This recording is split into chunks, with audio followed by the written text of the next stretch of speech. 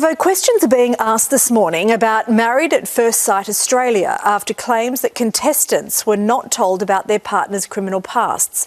9 former cast members have told the BBC that they want stronger background checks and greater transparency after several men were allowed on the show despite allegedly having drug and violence convictions. Channel 9 and Endemol Shine Australia have responded with a joint statement saying that they have, quote, strong protocols in place to ensure participants' safety and well-being. For more, let's bring in Sunrise Showbiz editor Peter Ford. Morning to you, Pete. OK, what more can you tell us about these claims? Well, it's interesting in itself that it's the BBC that have done this investigation, not a local media outlet. And as you say, 9 people they've spoken to. Now, in fairness, what they've come up with is a lot less serious than the allegations of a few weeks ago in the Channel 4 documentary in the UK about what happened on their version of the show, where there were claims of very serious sexual assault.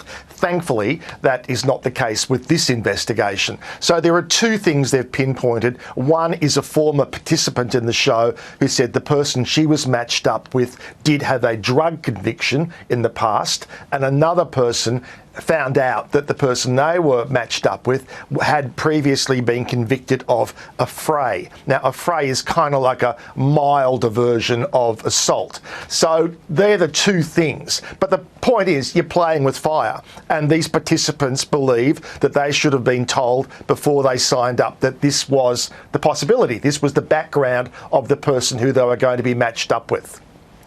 OK, let's talk about the response then from MAFS Australia.